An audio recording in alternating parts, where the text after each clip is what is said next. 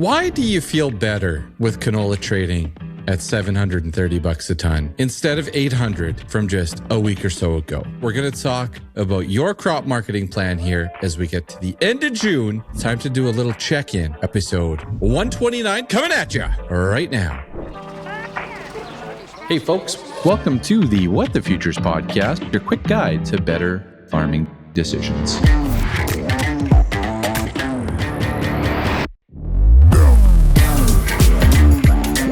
All right, folks, welcome into episode 129. Of course, my name is Ryan, and I am the host of the What the Futures podcast. Of course, I'm in the UPL studio here each and every week, hanging out with those great folks at Egg in Motion here in about a month's time.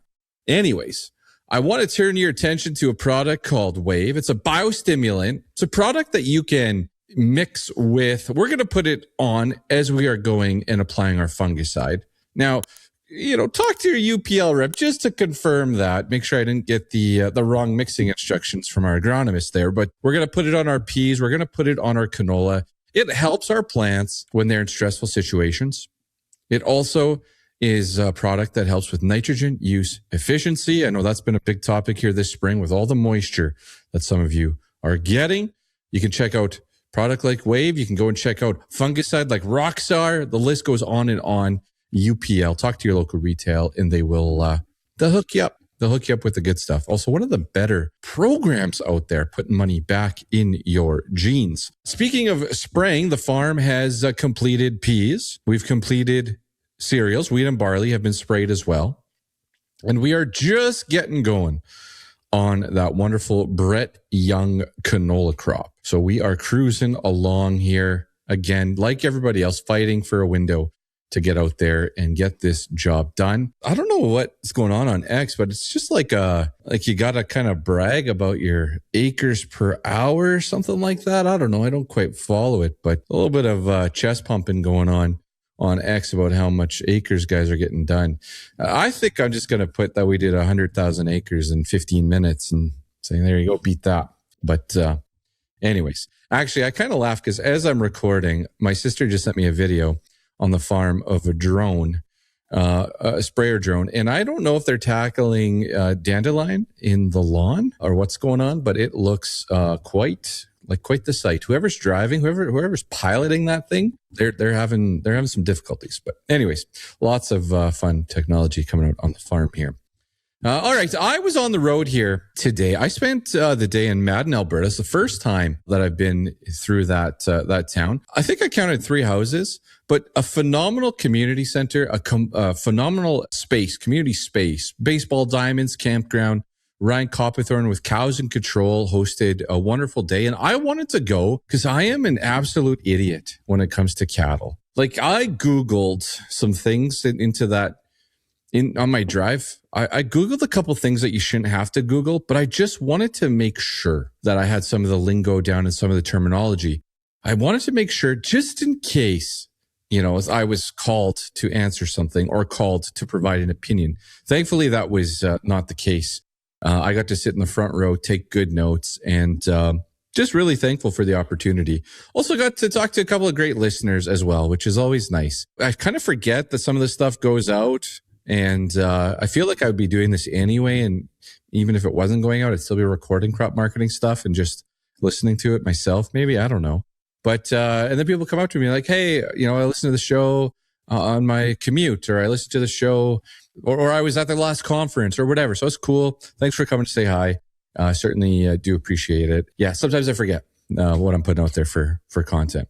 I believe this is a safe space. You guys will help me out with this, and hopefully you'll kind of sympathize with it or relate to it. But we're getting phenomenal information. Like we're talking about, from a cow-calf perspective, like, how to maximize margins. And a lot of it comes down to making a plan, writing stuff down, like a lot of stuff that we preach on the show on selling crops, cutting costs, managing costs. Like that was a big theme as well.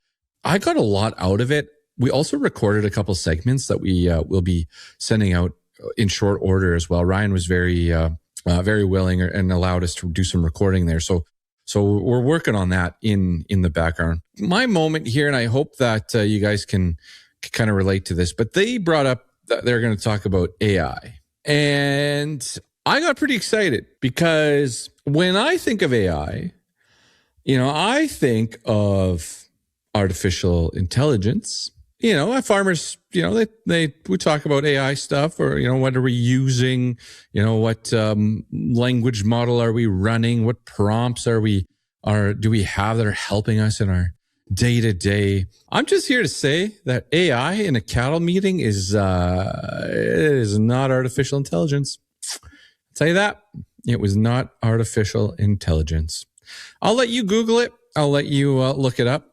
But it took me a good 90 seconds to come around to what was actually being talked about there. So thankfully, I didn't put my hand up or ask any AI related questions before they got into it. Because it is it's not artificial intelligence. I'll tell you that much. One thing that did stand out to me, you're in a room of ranchers. I'm wearing my BrettYoung hat. I had a couple of fun side conversations, but I think of BrettYoung, from a canola seed perspective, that's where my brain goes, but it's so much more than that. They got the turf division, they do fancy things with golf courses and fields and all that stuff, but they also forage blends. That is where BrettYoung excels. One of the other areas that they excel. Yeah. So it's always great to get in there, talk with cattle producers, get educated. Again, I know what AI now is in a meeting with ranchers. I know what we're talking about now. But BrettYoung, if you don't know, you can go to the website, brettyoung.ca. They have a knowledge hub there.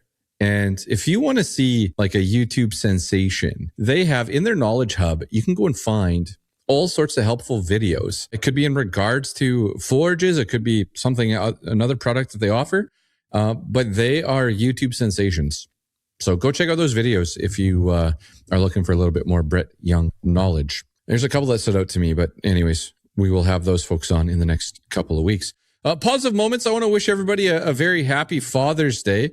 With any luck, this episode's going out on Father's Day or maybe the day after. So a very happy Father's Day to all the dads out there, and not just the dads, but the male figures that are, involved in the lives of, maybe it's your nieces and nephews, maybe it's young people on your farm, you're an influence, you're a guide to some of the younger folks. I just want to give a shout out to all the dads. My first Father's Day was an emotional one because, and I've said this story before, but our daughter Eva passed away in March of 2019, and so we had to go through our first Mother's Day, a terrible day.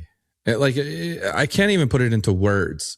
And then for me, for Father's Day, am I a dad? Am I not a dad? How do I approach this? How do I talk about this? How do I think about this? We ended up going. Chantel got me a coffee cup. It said, Dad established 2019. And I just burst into tears. I just cried and cried and cried. And it was tough. And so we went to a ball game. You do the best you can in the space and in that environment.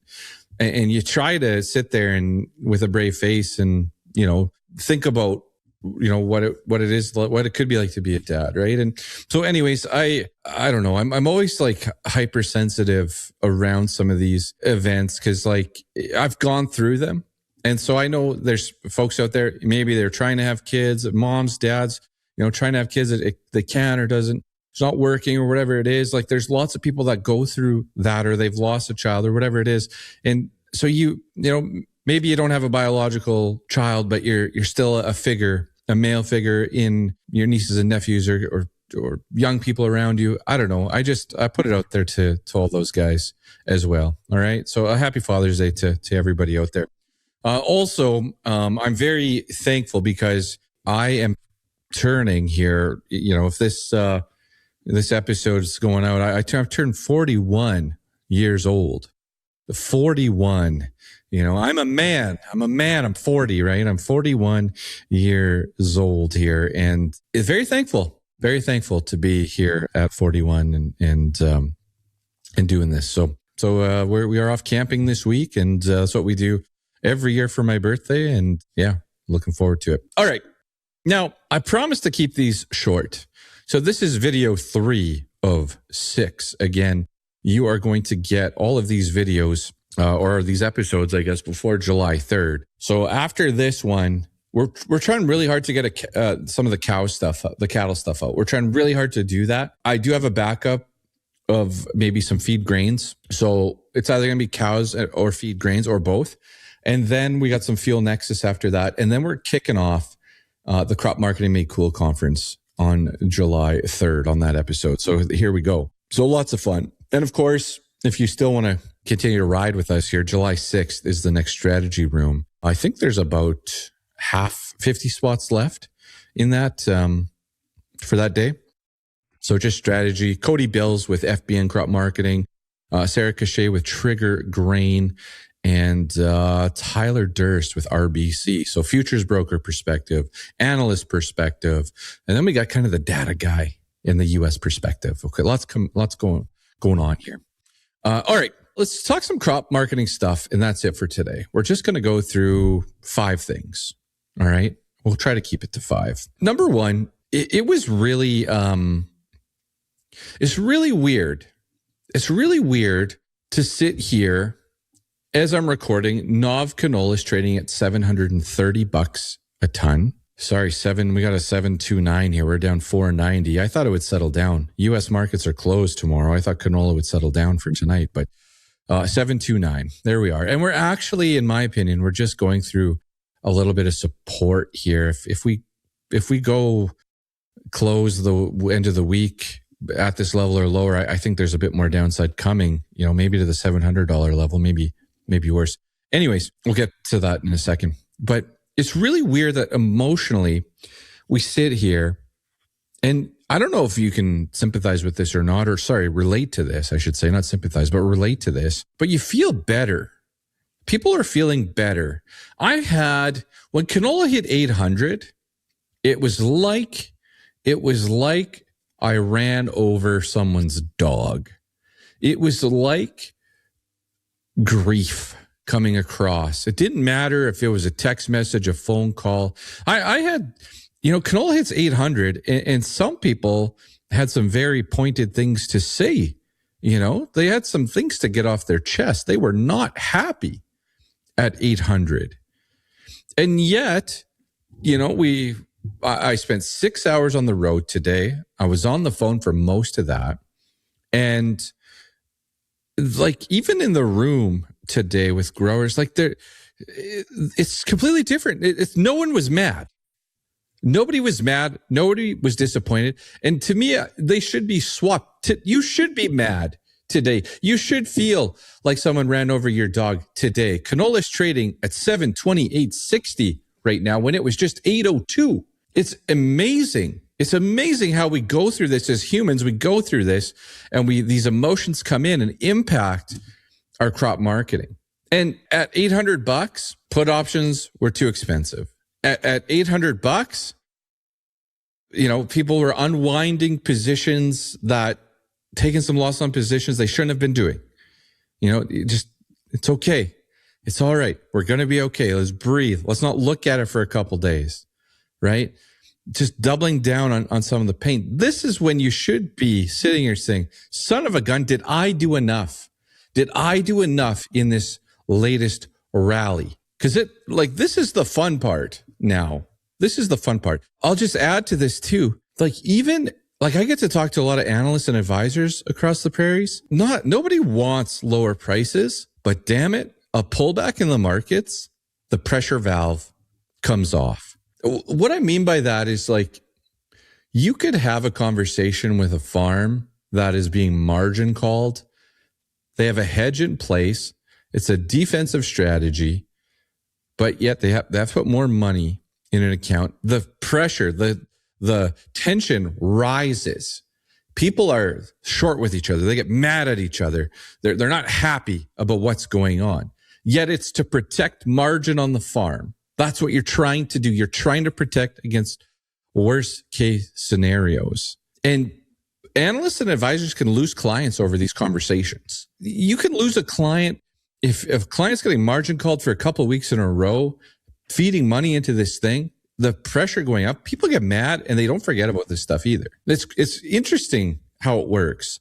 Like now what you should be, as a farm, what you should be mad about, and as an analyst or an advisor, what you should be mad about is, did I do enough? Did I do enough at 800?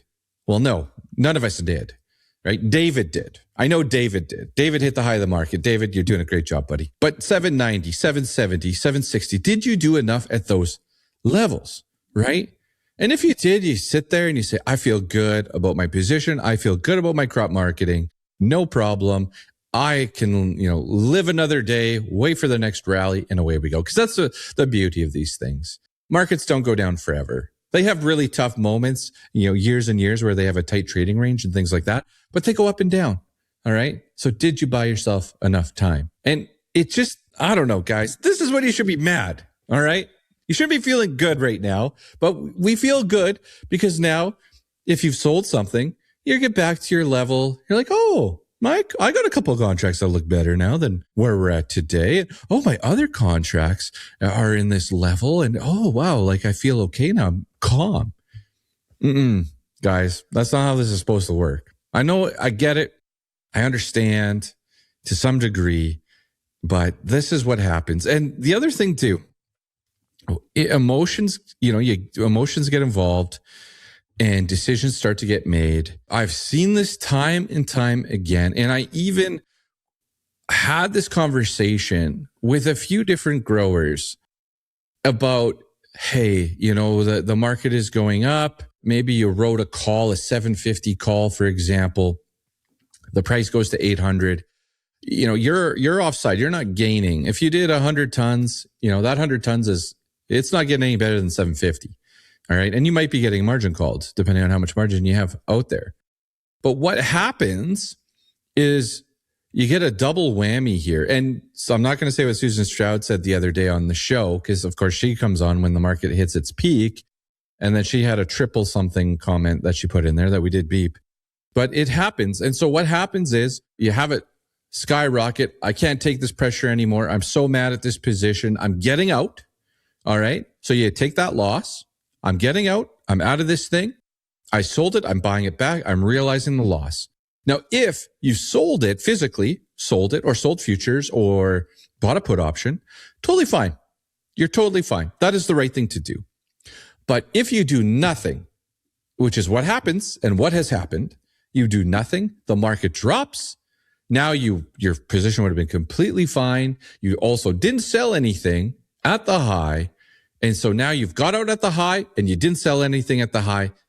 Double whammy right there. Okay. I'm not saying it's easy, folks. And I'm not saying I'm perfect either. That's not what this is. We had some tense conversations on the farm as well. My brother said, hey man, we got a margin call. What's the play here? What's the strategy? Has anything changed? Do we need to exit this position? Like, how you feeling? And then he even wrote, he's like, what's your gut at right now? What's your gut check? And so, yeah, we felt good about the rally, felt good about rewarding the rally, felt good about taking a defensive position. Not at 800, but not far below. So anyways, guys, it plays out this way. I was chatting with my buddy Dwayne at Grain Metrics, and he said, Ryan, I've got a topic for Brandon. He's like, do you have me on the agenda? I said, absolutely, dude. You're on the agenda. And he said, we're going to talk about margin when we get to Brandon. So anyways, folks, in all seriousness, guys, like this is, as an advisor, as an analyst, this is, you sit here and you hope that you did, enough and that you presented all the ideas and all the strategies and that you got folks uncomfortable. You got them to a comfortable spot. If I can get someone uncomfortable about selling at 800 and make them comfortable, that's a freaking win, a huge win. All right. Now, we're going to talk crop marketing plans here. I'm going to get off my soapbox with emotions. Old crop marketing, like a lot of people coming in, my father-in-law as well, and saying, I need to sell some wheat here. I got to clean the bins. How aggressive of a target should I put out there? We are the, mid to late June now. And the way it's lining up, I don't see a drought rally happening. Okay. And so when I was a grain buyer back in the day, I only did this for a couple of years, but also, when I worked for Cargill, I got to see, how this operated for, another 4 years. So 6 years, 7 years of this. You would see people holding those bushels back. And then as they got comfortable with their crop, they would release those bushels. And so it's a very fine line, because if you have a little bit of demand and a few companies putting up their hand saying, we want to buy this, that's great. Once those cars are filled, is there another train coming? When? And what does that look like? So you got to kind of beat your neighbors to the punch here a little bit. And so I don't think we're going to have a drought rally. And we are seeing a softening in bids. We are seeing a softening in old crop oat prices. We have sold out signs out there. Old crop feed barley is softening. Old crop yellow peas and green peas are softening. Obviously, the price of canola has softened. The price of wheat has softened, but it's kind of popping up to fill these cars. You just can't sleep on it. Chris sent me a message today, said, hey man, it looks like I can get $8.50 for some wheat, between $8.40 and $8.50 up in the Peace region. What do you think? Dude, sell it. Sell it. Like if you want to be bullish, you could replace it on, with a call or go long on futures or something like that, but go and sell it. You get on that train, get that wheat out. And so we're right at that fine line. And then all of a sudden, grain companies, they switch to new crop, right? And we're 5 weeks away from it. They switch gears to new crop.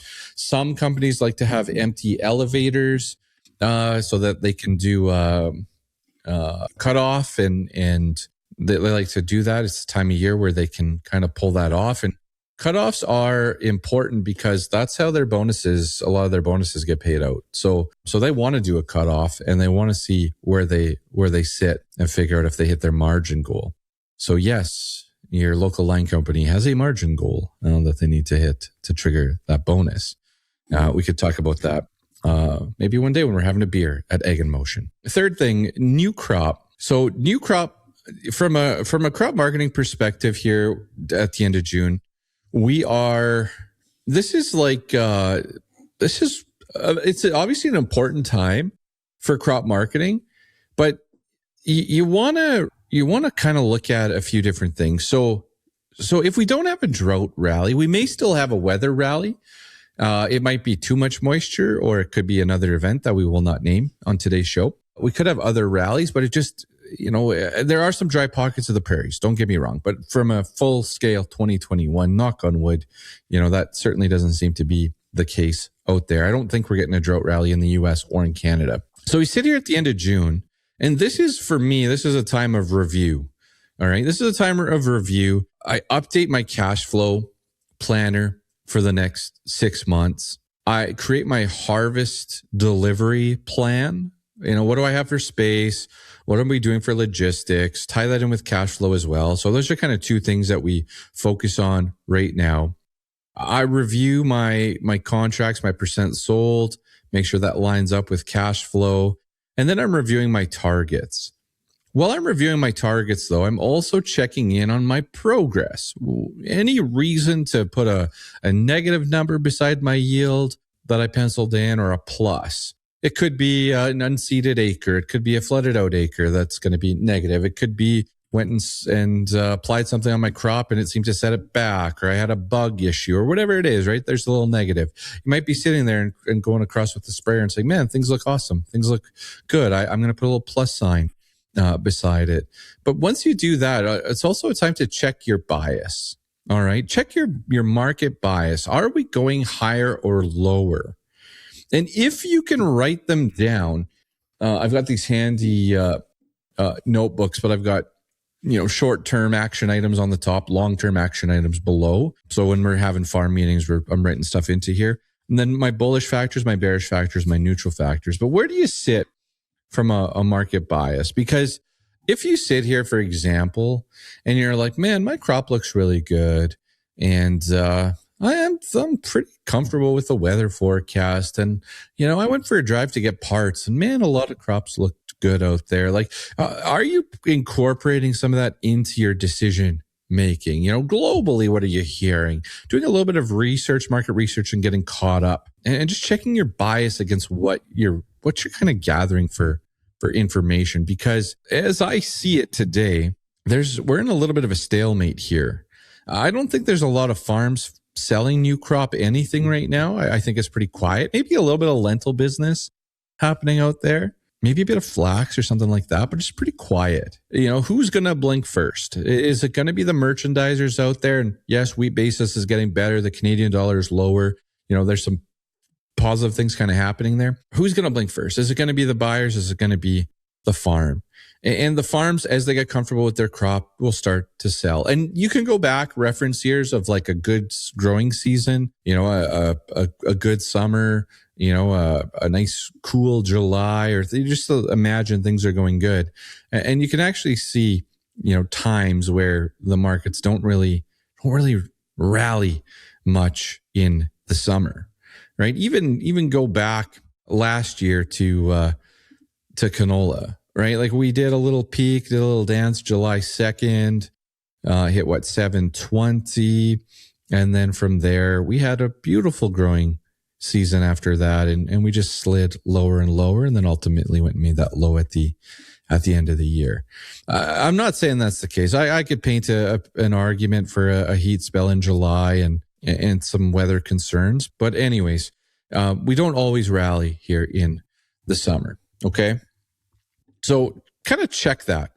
I sit here also, my last thing is I just, how am I feeling? How am I feeling about my position? Like I would say overall sitting in June, would I have liked to have one more wheat sale? Yeah, I think maybe one more wheat sale would have been okay. I'm also not losing sleep over it though, because the wheat crop to me, it has some factors that can present a bullish case for price. I also know, the quality, harvest quality, protein spreads, like that comes into play as well. And so I'm not here to say if I think wheat prices are going to skyrocket, but I could sit here and I could find my reasons to think that prices, aren't going a whole bunch lower. Like they can go lower. Don't get me wrong. The chart shows that they can go lower. They will go lower, but I'm not going to be selling them at that lower price.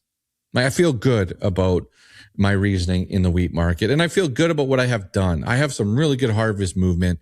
I've got, a handful of sales done. I don't feel panicked at all. I don't feel panicked at all in my marketing plan, not on any crop. I feel like last year I had some struggles, got a little bit shy on where I wanted to be. This year I followed the plan a little closer, and I'm at plan. I'm at peace with it because I'm at plan. And I hope that you can sit down right now at the end of June, find peace, and just review where you're at against your plan. All right, we've got acreage reports coming out, guys. I'm not going to predict them here.